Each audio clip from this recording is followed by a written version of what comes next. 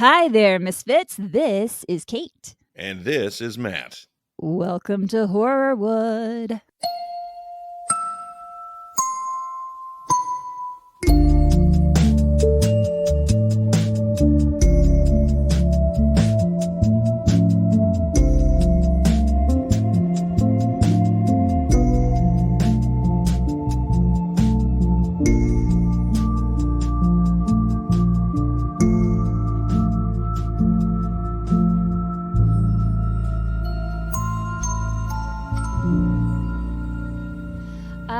For those of you who know him, he needs no introduction, but since most of you have no idea who that is, if you've listened to us from the beginning, then you've heard me mention him a couple of times. It's my personal chef and dog dad to Frankie. It's my fella Matt. Good morning. Good morning, Catherine. Good morning. I shouldn't say morning. It's well, I guess it's technically. But no, it's definitely morning. It's 7:30 in the morning. We tried to do this last night, but we were cursed. So we're talking about the Viper Room today, and there is a curse in the Viper Room, and it affected this episode because this was supposed to come out last week. And if you saw my post, you saw that there was a tire blowout on the freeway. There were tornadoes. I was in the basement of my mom's house. There's a lot happening. And so last night we tried to do this, and turns out Matt doesn't update his computer. And therefore it took about 5 hours for him to do an update just so that he could get this thing going. Yeah. But I love you and it's okay. There were some problems. So apologies for the delay. We're here. I'm excited to bring you this episode. I've been working on it for a while. Before we get started, though, I do want to say thank you to everyone who listened to our Christina Grimmie episode, which was the last one that we posted. We got a big response from that. And if you haven't donated to the foundation yet, you can do so at ChristinaGrimmieFoundation.org. Or you can shop for merch, which all of those proceeds go to the foundation as well at ChristinaGrimmie.store. And yeah, that's all the little biz nasty I need to take care of. We're gonna jump right on into it because I'm worried something's gonna happen with the text. So we gotta go. We gotta do this. It's the curse of the Viper Room. The Viper Room, one of the most famous and infamous Hollywood hotspots with a rich and sordid history dating back decades. I usually keep the topic that I'm going to do a secret from my co-host until we are recording, but I didn't know Matt was going to be my co-host. So I already told him what we were doing. He knows maybe like one or two facts, but that's it. And by now he's probably forgotten about them. I know so much. I know so much about the Viper. You know very little. I know that there's at least 7 Vipers in the room. You are making shit up. You don't know where they are at any given time. You're so full of it. Did you ever go to the Viper Room when you were in LA? I did. You did? Yeah. I mean, I didn't go inside. So I wanted to see it because I knew it was going to be changing over soon, unfortunately. And I wanted to see. Spoiler alert. Yeah. I wanted to see the Viper Room. So, it's on this stretch of Sunset where there's a lot of older buildings and it's small. Like the exterior, at least, it was not what I was anticipating. But yeah, there's also though a vibe there that is creepy. I was there at night and oh yeah.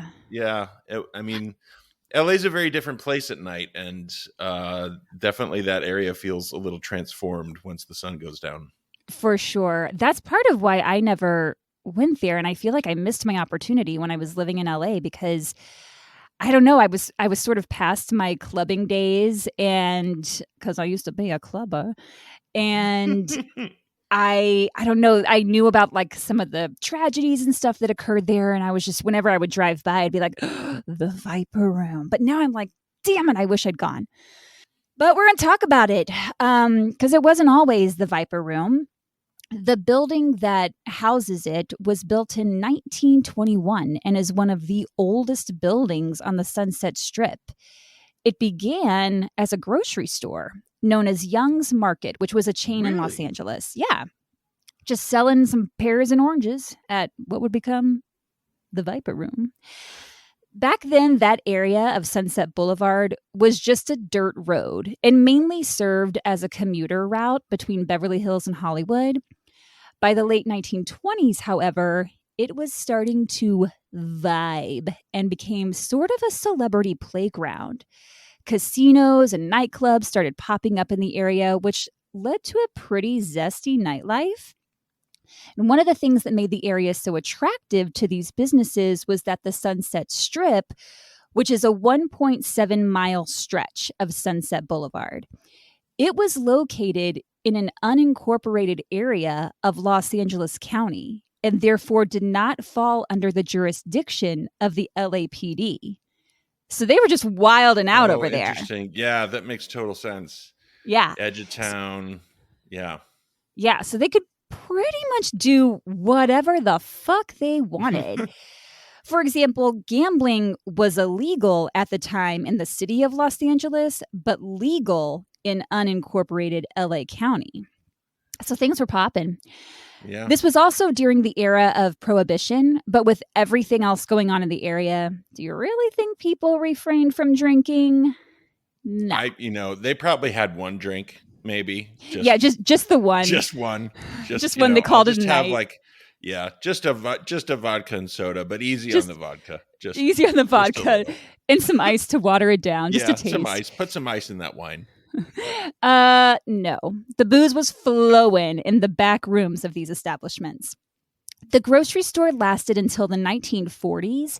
Then in June of 1946, it opened as the Cotton Club. It's said that it got its name from the Cotton Club in New York City, and it was nicknamed the Harlem of Hollywood, but it didn't have any actual connection to the New York club. So just not to get those confused. The Cotton Club didn't last long. It closed less than a year later and was replaced by the Greenwich Village Inn. And this is when the location started embracing what was known as, quote, the underground scene. The wild nightlife that was welcomed by its neighboring clubs and casinos. Prohibition was over. World War II had ended. There was a manufacturing boom in LA. The city's population grew quickly, and the movie business led to a lot of economic growth.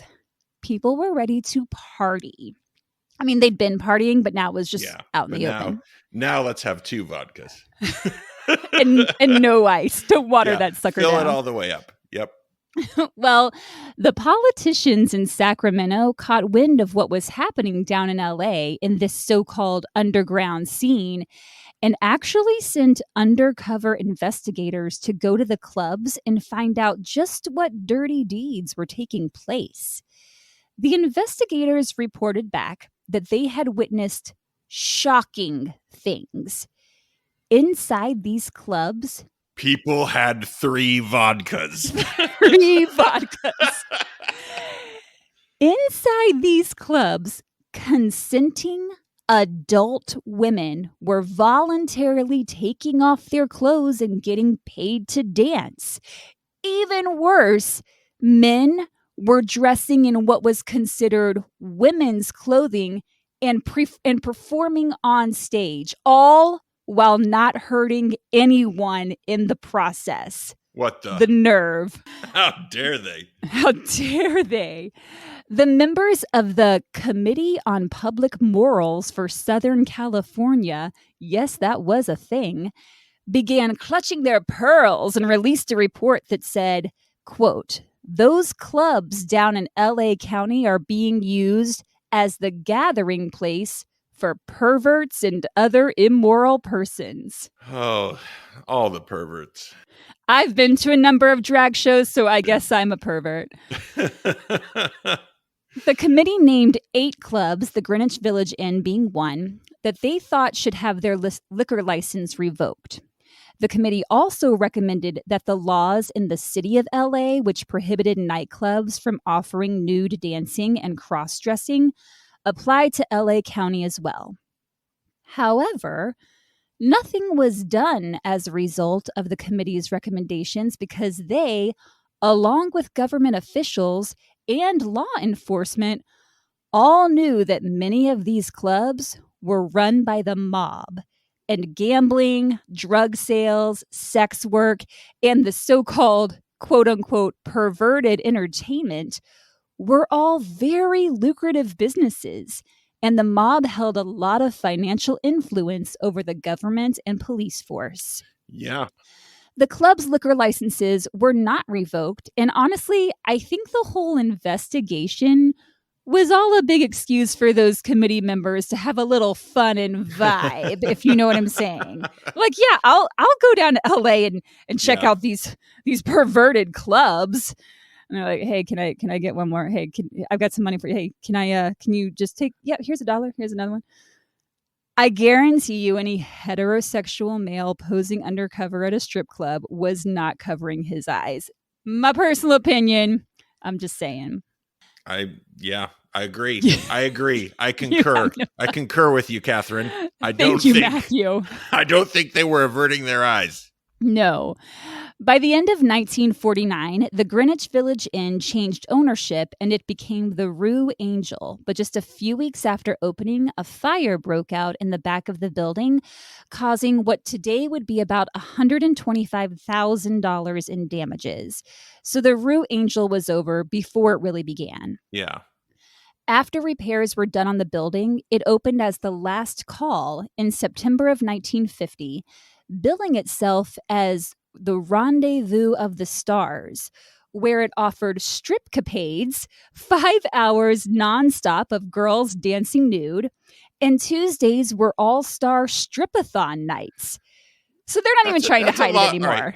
Sidebar, that's a long time to dance, period. I mean, even with your clothes on. Correct. What if you have to pee? Yeah, exactly. This is like a dance-a-thon, basically. For naked people. Do you just for naked people? Do you just hold your pee? You hold it, I guess. I guess that would be my concern. Yeah. So they're advertising this on all their flyers. They're like, yeah, we've got naked dancers. What are they going to do about it? Well, a lot, actually. Just a few months after Last Call opened, the county updated its ordinances to coincide with the city, banning nude dancing and cross-dressing. The Last Call, along with Club Flamingo, which was a drag show venue, were ordered to close. 2 months later, what was the Last Call opened as the Melody Room, and it became a mainstay in the LA music scene for the next 18 years. The Melody Room was a jazz club that was really popular among mobsters like Mickey Cohen. After the Melody Room closed, it reopened under the name Filthy McNasty's. Oh, there was a Filthy McNasty's in my hometown in Ohio. Seriously? Yeah, there was a place called Filthy McNasty's. May it rest in peace. It no longer exists. But sad. I wonder if the same guy started it, because Filthy McNasty was a man, an icon. Really? Yes, of the Sunset Strip. He was born Wilfred Barch, but he had his name legally changed, and more power to him. He also owned the rock club FM station. FM was obviously for Filthy McNasty, and that was located in North Hollywood. By all accounts, everyone loved Filthy. he was just a really good dude. It has a great ring to it. I mean, just the euphony of Filthy McNasty. It just flows. It really Hello, flows. Nice to meet you. I'm Mr. McNasty. And one thing he did, paging Mr. McNasty, that had celebrities flocking to his club was he banned the use of cameras. So stars like Elvis Presley, Mick Jagger, Little Richard, John Wayne, they loved going there knowing that they could get into all kinds of shenanigans and leave with whoever they wanted, and it wouldn't be in the papers the next day. Filthy sold Filthy McNasty's in 1980 to Anthony Fox, who renamed the venue the Central. Doesn't quite have the same ring to it. Doesn't have the same ring. But it was still a music venue. It was a place for rock and roll bands to play, hoping to get a record deal. And it was also used for filming. Oliver Stone shot scenes for his biopic on the Doors there. The Go-Go's filmed their music video for Our Lips Are Sealed there, and on any given night, you might run into John Belushi. By the early 90s, however, the Central had fallen on hard times, and it was on the verge of closing. Nothing really seemed to stay open in this place for long. That's when musicians Tom Waits and Chuck E. Weiss, Chuck was a regular performer at the Central, reached out to their dear friend, Johnny Depp. Johnny was really into music. He had just formed his own band called P with 3 other guys, one of which was actor Sal Jinko. Sal had starred with Johnny on 21 Jump Street. And Chuck and Tom were like, hey, Johnny, you should talk to Anthony Fox and propose becoming part owner of the club. You could give it new life. Because Johnny was a name. He was coming off of Crybaby, 21 Jump Street, Edward Scissorhands. So he could definitely bring some clout to the club. And Johnny, having just become part of this band, needed a place to play. And what better place than a club you own? So Johnny goes to his bandmate and co-star from 21 Jump Street, Sal Jinko, and he's like, Sal, want to buy a club? So the two went into business with Anthony Fox and took 51% ownership. And Tom Waits was like, hey, you should change the name to the Viper Room because the Central sucks. And Viper was, a Viper was a jazz musician, specifically in the 20s and 30s, that smoked pot. That was sort of the definition of Viper. Oh, I thought it was like a lot of just people who like snakes. You know, it was like a herpetology kind of thing. You know, it was like a herpetology society, just people who really love snakes. Just people that love snakes, speaking in parcel tongue. Just and just have a rotating inventory of snakes. What snakes do you have this week? This week we have a yellow crate. This week we've got some milk snakes. We've got. Wait, what are milk snakes? Is that real? Oh, yeah, that's a real snake. All the snakes I'm mentioning are real snakes. Okay, well, I don't know if it's like your Mockingjay thing where we saw a bird and I was like, what kind of bird is that? And Matt's like, oh, that's a Mockingjay. Listener, I have never been let off the hook for the Mockingjay error. And I deserve because you're it. I deserve it. Person. I am a bird person. You know so much about birds. You used to work with birds. And I'm like, oh, that's a cool looking bird. What is it? He says, oh, that right there, that's a Mockingjay. Yeah, it's not a Mockingjay. Mockingjay. I'm like, bitch, that is from a book. That is from the Hunger Games.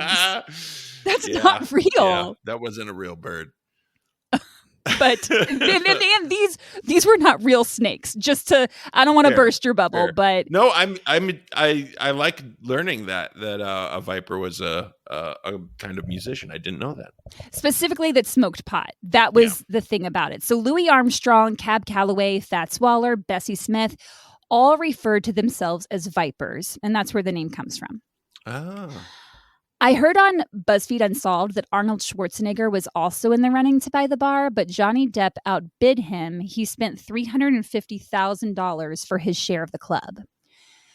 For Johnny Depp, the Viper Room was a dream. He had a place where his band could play. He could host private parties for his friends.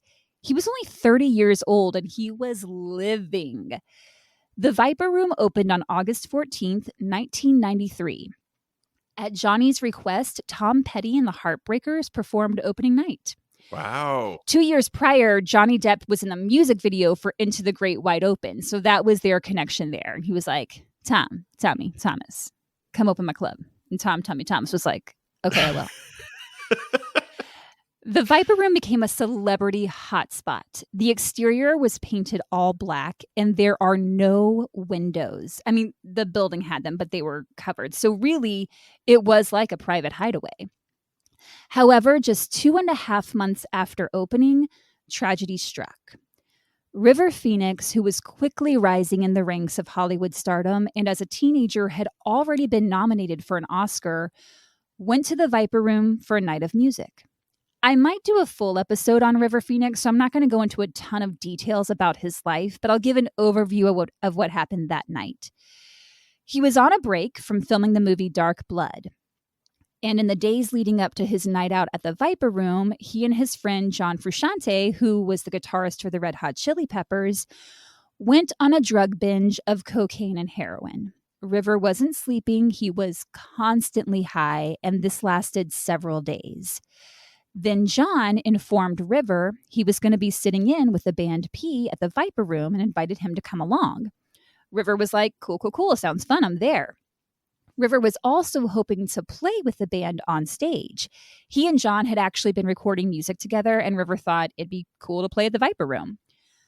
On the evening of October 30th, River, accompanied by his girlfriend, actress Samantha Mathis, and two of his siblings, his sister Rain and his brother Joaquin, headed to the Viper Room. It was either shortly before or shortly after midnight when they arrived. I've seen different times listed in different sources. Inside, Flea of the Red Hot Chili Peppers informed his friend River that the chances of him getting to play were unlikely. Johnny Depp and his band were having a jam session. They're hanging out. They don't have room to add a musician, and it's becoming clear no one else is going on that night. The band P is going to be dominating the evening. A friend of Rivers then offered him a drink. What are you laughing about? just the phrase P is going to be dominating the evening. I mean, I'm in 7th grade. I'm in eternally in 7th grade. I'm sorry, continue. Okay. A friend of Rivers then offered him a drink, and without asking what was in it, River drank it down. The drink was a liquid speedball, a mixture of cocaine and heroin. Now, this is when eyewitness accounts start to get a little skewed. Some reports say after drinking the speedball, River vomited and slumped in his chair. Some reports say he went into the bathroom and began splashing water on his face because he wasn't feeling well. Others say he went outside to get some fresh air. And some claim he got into an argument with a bouncer who then threw him out of the club. And there are also reports that it was River's siblings and girlfriend who carried River out of the club. I don't know that we'll ever be entirely clear on the details, but no matter how you spin it, River ended up outside of the club where he collapsed onto the ground and went into convulsions. That much we know for a fact. Eventually, Joaquin called 911. That call was made public and can still be found online. It is heartbreaking.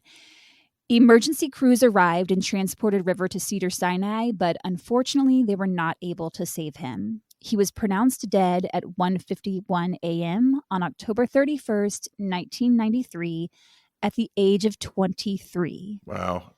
Johnny Depp closed the club for several days out of respect for River's family and continued to close down the club every Halloween for as long as he owned the place. Wow. I mean, that's the first, I remember that. I mean, I remember I do too. that in the news. I mean, that was the first time I heard about the Viper Room. And it was tragic. I mean, it was all my friends would talk about. Yeah. And unfortunately, it's kind of what it became known for. Mm-hmm. Mourners flocked to the Viper Room to leave flowers and to pay their respects, and many wrote messages on the door of the club. I read that Johnny actually took the door off its hinges and sent it to River's family, who were living in Florida at the time. Unfortunately, River's overdose was not the only one to occur at the Viper Room. In January of 1995, Johnny Depp hosted Kate Moss's 21st birthday party at the venue. The two of them were dating at the time. And one of the guests was Jason Donovan. He's an Australian actor and singer. During the party, Jason kept leaving to go to his hotel room, which was nearby, to snort lines of cocaine. And then he'd come back to the club. While at the party, he ended up having a cocaine-induced seizure. Paramedics were called, and he was rushed to Cedars-Sinai. He survived and actually went back to the Viper Room just 3 hours later. What? Not to party, but to apologize to Johnny Depp for what had happened. Oh my gosh. According to Jason, Johnny said, "That's cool. Don't worry. We're just pleased that you are okay. Now take some advice from me. Go to your room, get some sleep, and for God's sake, take it easy in the future." Just 2 years later, in 1997, Jason's friend Michael Hutchins, he is co-founder of the band INXS. He was actually with Jason when Jason overdosed. He played his last public performance at the Viper Room before taking his own life just a week later. Also in 1995, Courtney Love overdosed right outside the Viper Room, and she stated that Johnny Depp actually saved her life that night by giving her CPR. But the Viper Room is notorious for more than celebrity drug overdoses. The basement of the Viper Room became the site of an underground celebrity poker ring around 2005. At the time, Johnny Depp had relinquished his shares of the club, which we'll get into in just a bit. Darren Feinstein had become co-owner, and he was a real estate investor. Darren was approached by actor Tobey Maguire, who wanted to have a high-stakes poker tournament and needed a place to host them. So Darren's like, cool, you can use the Viper Room. And Tobey was like, yeah, I figured, that's why I came to you. Molly Bloom was a cocktail waitress that Darren had actually recruited to host these poker games. She would greet the players, take their buy-in money, which was easily anywhere from $10,000 to $50,000. Wow, so this was a real game. Oh yeah, you had some serious money. She'd get them drinks, food, whatever they needed. She was there to cater to the players. In addition to Tobey Maguire, players might include Leonardo DiCaprio, Ben Affleck, Alex Rodriguez. Why can't I talk? Alex Rodriguez, directors, lawyers, basically a bunch of insanely rich dudes. After the first night of these poker games, Tobey told everyone he wouldn't play again unless they used his Shuffle Master going forward. The Shuffle Master was a $17,000 machine that supposedly gave a completely random shuffle each time and helped speed up the game. So the next week, for the second poker game at the Viper Room, Tobey brought his Shuffle Master. During the evening, there was a round in which Tobey lost to a guy he didn't know. And when that other guy won the hand, Tobey texted Molly and asked who the guy was. And she texted back, oh, that's so-and-so, he's an attorney. And Tobey responded, I see. Molly could tell that he was not happy. So part of Molly's job was to go around delivering checks to those that won and collecting from those who had lost. So later that week, she gets to Tobey's house because despite losing to that new guy, he had won other hands. Uh-huh. And when she arrived, he told her he wanted to start charging rent for the Shuffle Master, the machine he insisted they use for games. He wanted to charge everyone $200 for it. So Molly started laughing because she thought he was trying to make a joke because he's taking money from these guys every week. Like, why do you need to charge them rent? Plus, she glanced around his home, which was a frickin' mansion in the Hollywood Hills. You could see straight through to the ocean. So she's like, okay. She looks at him and realizes he is dead serious. So she stops laughing immediately. And then he says to her, there's one other thing. She wrote about this, so I'm going to read just a little excerpt. Please. She writes that Tobey said, I'd like to know who's playing every week. If there's going to be someone new, I would definitely like to know who it is. In advance. His words came out slowly, sounding soft on the outside, but with a sharp-edged threat at the center. She told him, no problem. And then Tobey went on to say, alrighty, talk to you later, and waved a cheerful goodbye. She said, I shook my head as I drove away. I would never understand rich people. He was pissed that he lost to that guy he didn't know. Molly said that Tobey Maguire won every week. She said he was the best player, the worst loser, and the worst tipper. These are Molly's words. This is not me. I'm just a podcast host. Don't sue me. After one game, which he almost lost, it was down to him and one other guy, but he ended up winning. He walked up to Molly with a $1,000 poker chip and said, this is yours. And right as she said thanks and was getting ready to take it, he yanked it back and said, if you do something to earn these $1,000. And then he told her to get up on the table and bark like a seal who wants a fish. What? Yes. What a gross dude. So Molly starts sort of laughing nervously. All the guys at the table are right there listening. No one steps in to say anything like, hey, Tobey, you're an ass. So she's just standing there embarrassed. And he holds the chip over her head and says, bark. I'm going to read you what she wrote about this incident. Toby, I said, I'm not going to bark like a seal. Keep your chip. My face was on fire. I knew he would be angry, especially because he had now engaged the whole audience and I wasn't playing his game. I was embarrassed, but I was also angry. After all I had done to accommodate this guy, I was also shocked. I had made sure I ran every detail of every game by him, changed the stakes for him, structured tournaments around him, memorized every ingredient in every vegan dish in town for him.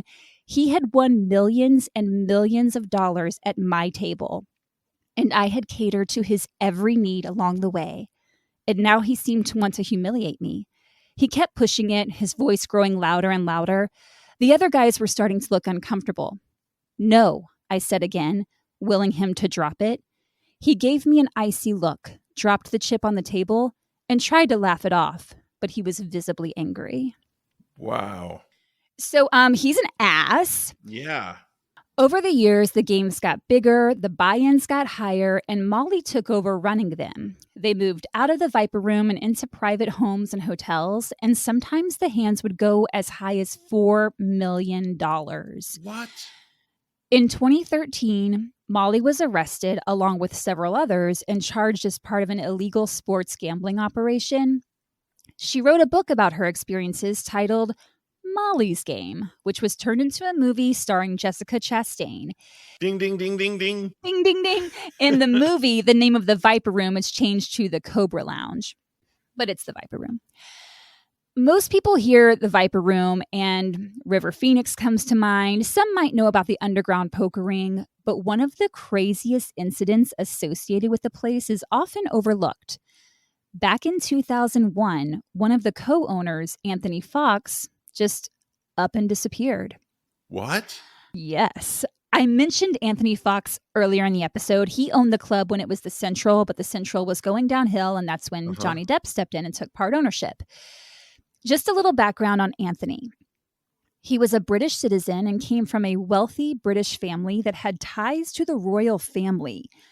I found this on Radar Online. His grandfather was a widely known and respected botanist that advised the royal family when it came to planting trees on the palace grounds. He, Anthony's grandfather, also bequeathed land to the UK National Trust. Anthony's mom, Maud, owned a schmancy place in Kensington, which is an extremely affluent area of London. It is said to be home to some of the richest people in the world. Her home was described as being, quote, stuffed full of rare and expensive antiques and artwork. Maud's other son was named Charles. However, Anthony was her favorite, despite that she didn't love it when he moved to the US and began building a life in LA. Anthony went back to the UK frequently to visit his mom, and the two were really close. She even sent him money on several occasions when he was having financial difficulties. And in this article on Radar Online, a source stated that Maud once helped Anthony fabricate a list of fake debtors in a bankruptcy filing, though no proof of this was found. But just interesting to note. The plot thickens. It does. It seemed Anthony was no stranger to money problems. When his club, The Central, started to go under and was looking like it would have to close, that's when Johnny Depp came into Anthony's life, buying a majority share in the venue and giving it new life. In the beginning, things seemed good between the two of them. Johnny had a place to play with his band and throw parties for his friends, and Anthony had a club that, thanks to Johnny, attracted Hollywood A-listers. It was a hot spot. Meanwhile, Anthony was married to a woman named Judith. Judith claims that during their marriage, Anthony began having financial problems. He told her he was going to leave the US and return to the UK, and then he staged what appeared to be his own abduction. Weird. He cut off contact with her, trashed his apartment, and disappeared. A few weeks later, Judith tracked him down. He was staying at some other woman's house, and Anthony filed for divorce from Judith in August of 1997. The two did not have any children together, but Anthony did have a daughter from a previous relationship, and by all accounts, his daughter's mother was not in the picture. Then in 1999, The relationship between Anthony and Johnny soured when Anthony sued Johnny along with 4 others for mismanagement of funds. Anthony claimed that Johnny had defrauded him of millions of dollars in profits from the Viper Room. I couldn't find the names of the other 4 people in the lawsuit. I assume one was Sal Jinko, who was Johnny's partner. And my guess is perhaps the other 3 were silent partners. I'm not sure. Shortly before Anthony was scheduled to appear in court to testify against Johnny, and when I say shortly before, I mean it was a matter of days, Anthony Fox vanished. He was last seen on Wednesday, December 19th, 2001 in Ventura County, California. His pickup truck, along with a .38 caliber revolver that he kept in a briefcase, also went missing. Anthony's truck was found about 2.5 weeks later on January 6, 2002 in Santa Clara, California, which is about a 5.5-hour drive from Ventura County. Yeah, I was going to say, that's not close. Yeah. Anthony has never been found, and neither has the revolver. When he disappeared, Anthony had several $1,000s in his bank account, but there had been no activity on his accounts. So it's not like he withdrew a bunch of money to live off the grid for a while, you know? After Anthony's disappearance, theories began getting tossed around, most of which implied that Johnny Depp had something to do with Anthony going missing. Some even think Johnny had Anthony killed and that his body is buried in the basement of the Viper Room. What? Others believe Anthony either killed himself or is simply living off the grid. I mean, yeah. These are theories getting tossed around. Okay. We'll talk about our thoughts after we go through it. I have some thoughts. I see it in your face. I see those thoughts forming. Judith, Anthony's ex-wife, claimed that she saw him in a Barnes & Noble in Montclair, California in June of 2002, 5 months after his truck was found abandoned. She said he was just chilling out, maxing, relaxing all cool in a chair, reading a book. And when he saw her, he, quote, had the look of terror on his face and jumped up and ran out of the store. Which, if that guy wasn't Anthony, then what was that guy's deal? Yeah, what was that about? Just freaking out at a Barnes & Noble and running out of there. Yeah. Just had an aversion to women named Judith. Just an aversion to women named Judith. Judith said she ran after him, and when she saw him get into a small white Honda car. A white Honda car. That is a small white Honda. Yeah, period. That's a really good band name. White Honda car? Honda car? That's a really good band name. You can have it. Okay, thanks. When she followed him for several blocks, which is getting a little weird, Judith, she then wrote down his license plate. She reported the license plate number to the police investigating his disappearance and found it was registered to a woman. Judith said that when she went to the Ventura Police Department to meet with a detective, she tried to tell them that Anthony had disappeared before, back when they were together and he staged his own kidnapping. But the detective just brushed it off. If I was investigating a missing persons case and someone came to me with firsthand knowledge that the person in question had gone missing before, I think I'd be like, tell me more. Yeah. 100%. But according to Judith, this detective was like, meh. Regarding his lawsuit against Johnny Depp, according to an article in the San Francisco Meltdown, I malfunctioned. According to an article, San Francisco Meltdown. That's another great band name. Sorry. I'll stop. I'll really stop. I'm going to rewind. Okay. Regarding his lawsuit against Johnny Depp, according to an article in the San Francisco Gate from 2003, 2 years after Anthony went missing, it was reported that, quote, defendant Depp breached his fiduciary duties to the corporation and to Fox as a minority shareholder. The facts establish persistent and pervasive fraud and mismanagement and abuse of authority. So at that point, according to this, it's looking like Anthony could have possibly won the lawsuit. However, at the time of his disappearance, a legal source involved in the case claims it was on the verge of being dismissed. Anthony's lawyer filed a lien against his estate to recover fees because Anthony never paid him. Johnny Depp ended up settling the case by selling his share of the Viper Room to Anthony's daughter. He basically wiped his hands clean of the whole thing and was like, peace out, I'm gonna go live in France with my girl Vanessa. Fast forward to 2019, when Amber Heard's legal team reached out to private investigator Paul Baresi. I think that's how you say his name. Baresi, to dig up dirt on Johnny for their trial. Paul Baresi is a renowned Hollywood fixer. In other words, he works for celebrities to help improve their image, whether it's from bad press or a messy divorce or whatever the situation may be. Baresi told the Daily Mail that Amber Heard's team had hired him to locate people who had been verbally or physically abused by Johnny Depp so that they could appear as star witnesses in the trial. Amber wanted him to dig deep as far back as he could find, and this meant looking into the disappearance of Anthony Fox. Baresi found that Maud, Anthony's mom, received a letter from him around the time of his disappearance. She told this to family members, but refused to say what was in the letter. Maud said that she was upset that she, quote, did not help him more. And family members interpreted this to mean that she wished she had given him more money. Several people Baresi spoke with described Anthony as, quote, a man in frequent financial turmoil who could be irrational and eccentric, and that he is the type of person who would be perfectly happy living off grid. Anthony's mom had a will drawn up in 2003 in which she left half her estate to him, which at the time was valued at around £350,000 or close to $500,000 US. The will stated that if he didn't appear within 2 years of Maud's death, the money should be held in a trust for his daughter.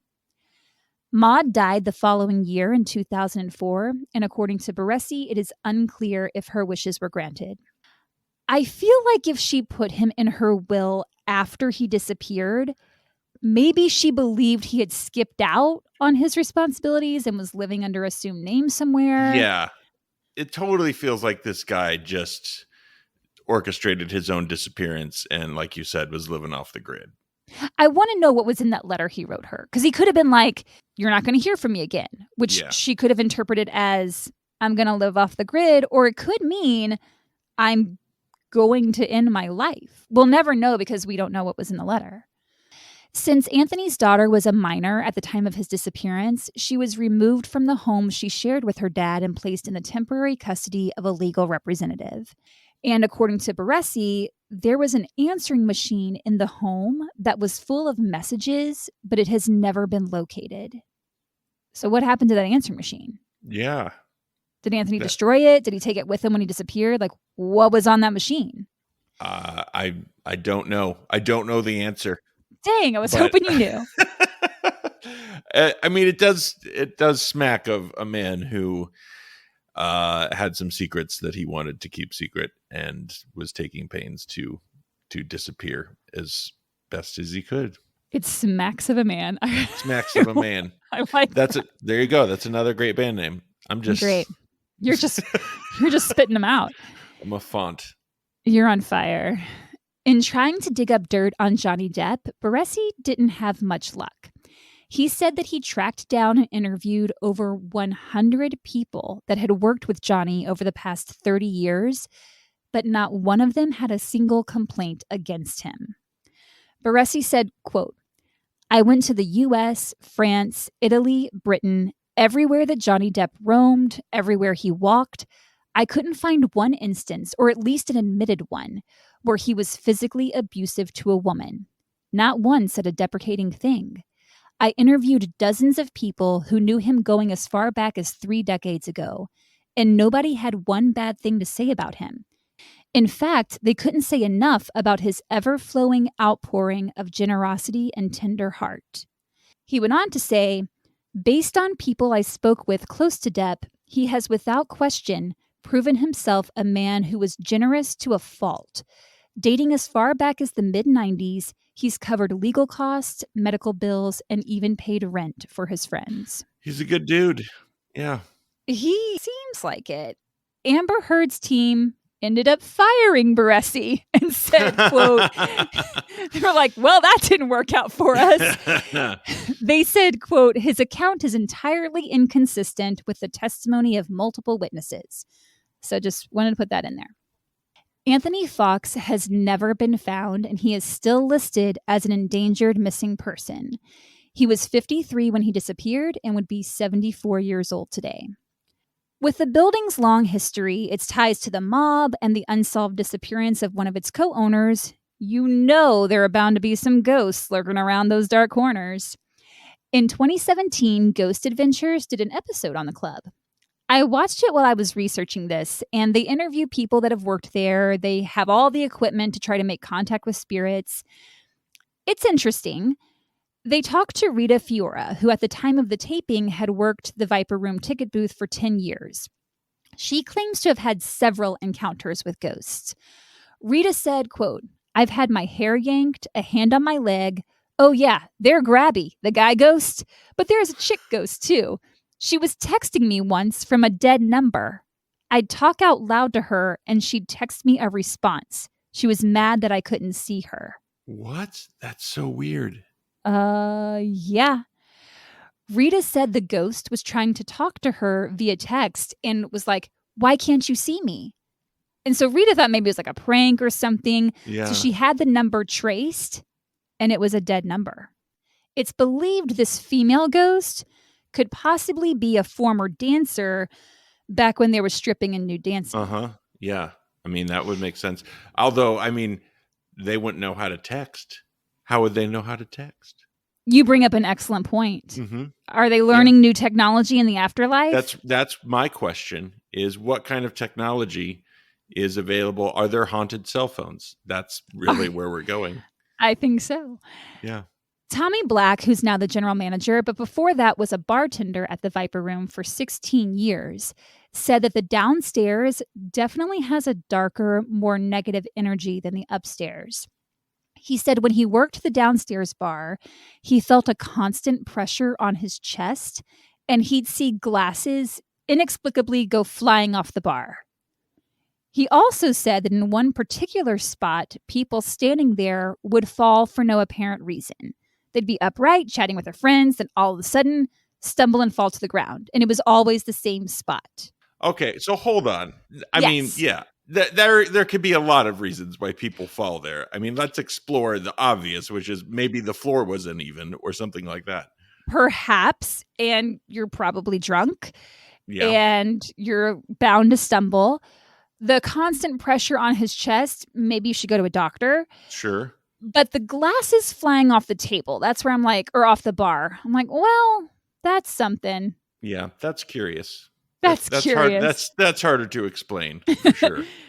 Zach Baggins and his Ghost Adventures crew used a spirit box to try and capture voices, and when they listened back to it, they heard what sounded like a male voice. And at first, it's just like, and Rita said, oh, that's River Phoenix. It sounds exactly like him. I got that from... I mean, it literally is. So I was skeptical. But then a little later, you hear what sounds like, I get confused. And they play it over and over. And every time it sounds like, I get confused. Ooh, that's creepy. It is creepy. And the crew thinks it's River and that he's confused about where he is. Like maybe he doesn't realize he's dead. I don't know. It does sound like it's picking something up. I don't know that we can say with confidence it's River Phoenix. But it's interesting. Yeah, I mean, based on the history of how many people were in that space over the years, too. It's over 100 years old. One would think that more people died there than we know. Yeah. Oh, yeah. And especially with the mob activity that occurred there and just knowing what that area used to be known for, I'm sure mobsters, had used that building for things other than just a friendly game of poker, shall we say. Yeah. They also, the Ghost Adventures crew, also use a piece of equipment to pick up the figures of spirits. And there is a point where it does look like a human figure, or the outline of one at least, is walking up the stairs. Oh. It's interesting. You should watch it for yourself. It's season 16, episode 9, I believe. Macy Jane, a former manager of the Viper Room, claims that a person which she refused to name told her that a body is in fact buried behind the downstairs lounge in a small room with a dirt floor. And general manager Tommy Black refuses to even enter that room. Whoa. I mean, first of all, that establishment has a room with a dirt floor is terrifying. Yeah. To think that of as many times, as many, variations that building has been through, that there's still a dirt floor in the basement. I mean, have you ever been in a building that has a dirt floor in the basement? I'm sure I have. I don't know that I've ever. But it was haunted, I'm sure. Well, clearly. Obviously. Any room with any house with a dirt floor, 100% haunted. In 2019, BuzzFeed Unsolved did an episode at the club, which if you're not watching BuzzFeed Unsolved with Ryan and Shane, do yourself a favor and check it out. Their chemistry is so fun to watch.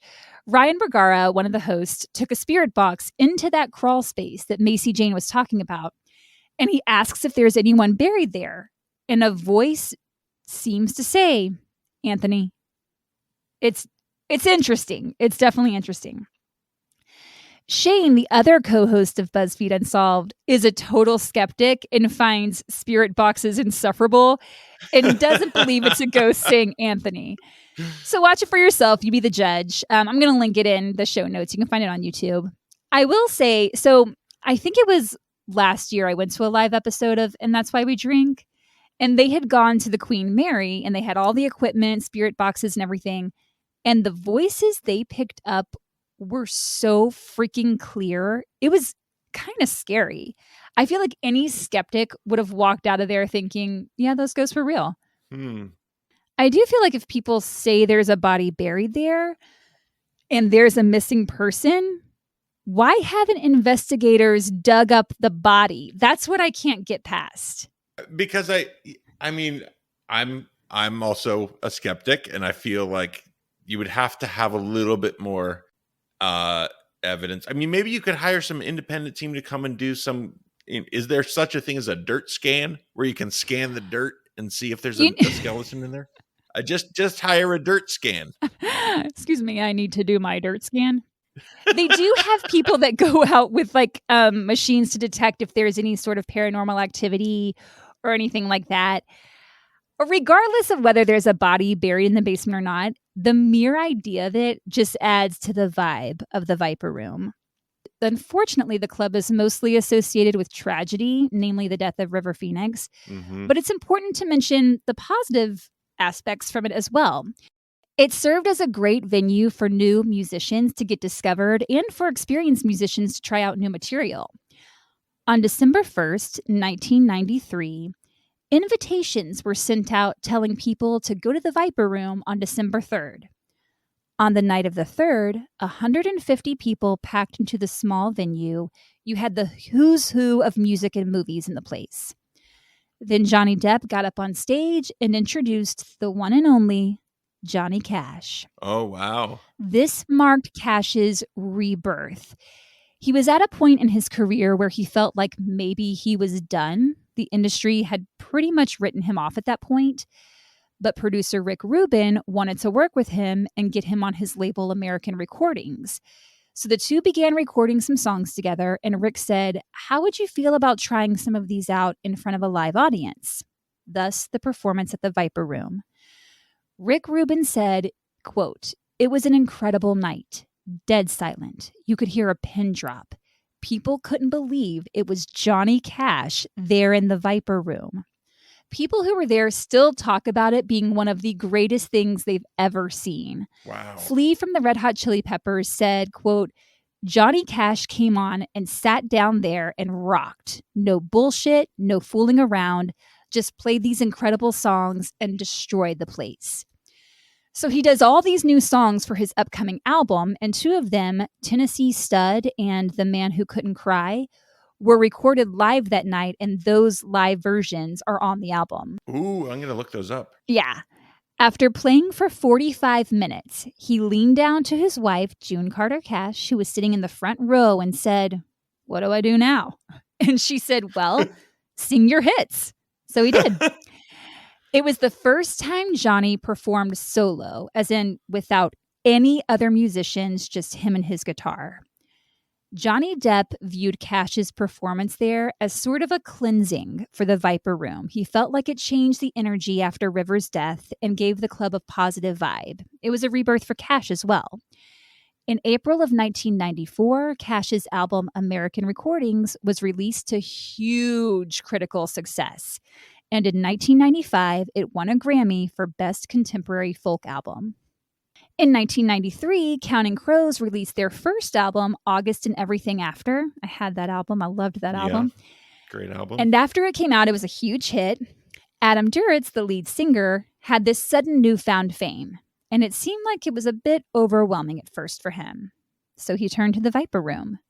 But not to play in the small venue. No, he wanted to bartend. Between 1994 and 95, Adam Duritz was a bartender at the club. Really? Yeah. Singer Mark McGrath from the band Sugar Ray said that he went to the Viper Room before he was anyone, before Sugar Ray had any success. He knew one guy there that was able to get him in. And so Mark McGrath goes in, he goes up to the bar, and Adam Duritz turns and says, "Can I help you?" And Mark said to him, "Wow, man, the record business is a cruel mistress. I just heard your song on the way over here." But it wasn't that Adam was on hard times. He just wanted to have a normal job so he could feel normal. The Pussycat Dolls, founded by choreographer Robin Anton, along with her friend, actress Christina Applegate, debuted at the Viper Room in 2005 and became a weekly act, often featuring celebrities as guest performers. A lot of cool things have come out of the Viper Room, but if you want to check out the venue for yourself, you don't have a lot of time left because, as Matt mentioned earlier, it is scheduled to be demolished this year to make room for a luxury high-rise building that will house a hotel, apartments, restaurants, a music venue, and a recording studio. The development says that the new building will include original Viper Room material, but it's not going to be the same. I wish I'd gone when I lived there. But I didn't. And now I'm like, I want to get there. I wish I had gone in when I was there, but I'm glad I got to see it. I'm glad I got to see that little stretch of sunset before it flipped over. Yeah. I mean, I've definitely driven past there, but I never went inside. I couldn't find an exact date for when it's set to be demolished, but according to the Viper Room's website, there are shows scheduled through May, and then there's nothing on the production calendar after that. Yeah, that's not a good sign. I'm curious what you think happened to Anthony Fox. You, Matt, do you think he died by suicide? Do you think he was murdered? Do you think he's just living a whole ass other life on the other side of the world somewhere? I mean, I think he orchestrated his own disappearance. I don't think he was killed. I definitely don't think Johnny Depp was involved. I think he was a man with money problems. If he was also described as being erratic and eccentric, it makes sense that, and especially if Judith saw him in a Barnes and Noble. I mean, that's what she says. Yeah, I believe Judith. Why would Judith lie? I don't know. I often think that rich people, when they start to experience money problems, it puts them into, I think, far more of an erratic state than others, perhaps. I don't know where I'm going with that. I'm just saying I think he orchestrated his own disappearance. I think. So you think he's out there somewhere if he hasn't died of natural causes? I think he's probably dead, but I don't think that he killed himself or he could have killed himself. I don't know. I just don't know. I mean, I don't know that we'll ever know. Yeah. I don't think that he is buried in the Viper Room. I will say that. I don't think he's buried in the Viper Room. I don't think Johnny Depp had anything to do with it. Yeah, agreed. Unfortunately, I think Johnny Depp got sort of roped into it because at the time that Anthony filed the lawsuit, Johnny Depp was already making millions. He had done Crybaby, 21 Jump Street, Edward Scissorhands, Benny and June, What's Eating Gilbert Grape, Donnie Brasco, Fear and Loathing in Las Vegas, which he had Hunter S. Thompson. He did a talk with him at the Viper Room, which I thought was cool. And Sleepy Hollow. All of those, along with others, had come out already at the time of this lawsuit. I don't know that Johnny needed to mismanage funds or hide funds from Anthony Fox. Do I think that the other people Anthony sued might have been doing that? Maybe. I don't know. It seems like a cash grab. Yeah. Yeah, it seems a little odd, especially if Anthony was known to have money problems. But I think he could very well have died by suicide. I don't know. But I was looking at a map of Chestnut Street in Santa Clara, which is where his truck was found. Mm-hmm. It's not that far from the water. Yeah. And I thought, okay, the gun's never been found. His body has never been found. Did he go out to the water? Maybe there was a bridge. And did he shoot himself and fall into the water, thereby the gun going with him? I mean, I don't know. This is total speculation. People think it's strange that he would have done that considering he left a daughter behind. They say that he loved his daughter. He would never leave her. But whether he died by suicide or he just went to live another life, he did leave her. I mean, he vanished. I don't know. It's really strange. I think Maud is an interesting character. Yeah. I don't know, but I buy that story, though. I buy that story of he fakes his own disappearance, and then I think is overwhelmed by loneliness and grief and money problems and takes his own life at some point. I buy that story. Yeah, I don't. I mean, he never did resurface in order to claim his inheritance. So that tells me that he was no longer alive at that point. Yeah. Because if you're a man with money problems and the reason you're disappearing is because you have money problems, you're going to claim $500,000. I would think. Yeah, that's a lot of money to leave on the table. I mean, I would. I'd be like, give me that money. But we want to know what you think. You can leave it in the comments on Instagram, Facebook, or YouTube. At Horrorwood Podcast. Or email us at horrorwoodpodcast@gmail.com. And don't forget to rate, review, and subscribe. It helps us out so much. And if you're feeling generous, go on over to our Patreon at patreon.com/Horrorwood Podcast. Thanks, Matt. That was perfect. I tried to do a good job on those to make sure people could really hear them. Excellent. And thanks for being here. Thanks for, I know you had to travel so far to get here. I had to go all the way upstairs, but it was real pleasant. Yay, I'm glad. And I'm glad we finally are getting this episode out. Whoop, whoop. Whoop, whoop. We beat the curse. Let's go eat some food or something. Yeah. Let's go find that Frankie. Frankie! Frankie!